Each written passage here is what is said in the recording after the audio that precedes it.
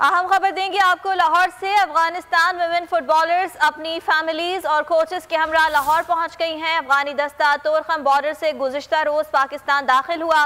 PAF और sports board की जानिब से हुकाम ने दस्ते का इस्तकबाल किया, जबकि पहले मरहले में 79 अफराद पाकिस्तान पहुंचे हैं। दस्ता फीफा हाउस में क़याम करेगा। आपको आगाह करें इस खबर के हवाले से। लाहौर से खबर आ रही है कि अफगानिस्तान विमेन फुटबॉलर्स अपनी फैमिलीज़ और कोचेस के हमरा लाहौर पहुंच गई हैं।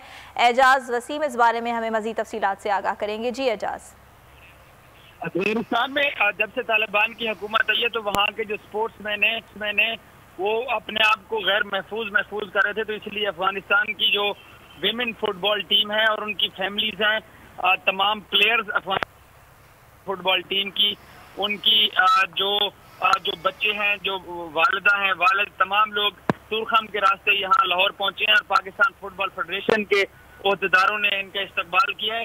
और पाकिस्तान फुटबॉल फेडरेशन के ऑफिस में जहाँ पाकिस्तानी प्लेयर्स के चेंजिंग रूम है, इनको यहाँ पे ठहराने का भी फैसला किया गया है। अब मुस्तकिल कितने दिन यहाँ रहेंगे, इनका फ्यूचर क्या होगा, अभी इस बारे में कोई फैसला नहीं हुआ, लेकिन अफगान खवातीन टीम अपनी फैमिलीज के हमरा पाकिस्तान पहुँच गई है। जी ठीक है एजाज, बहुत शुक्रिया आपका।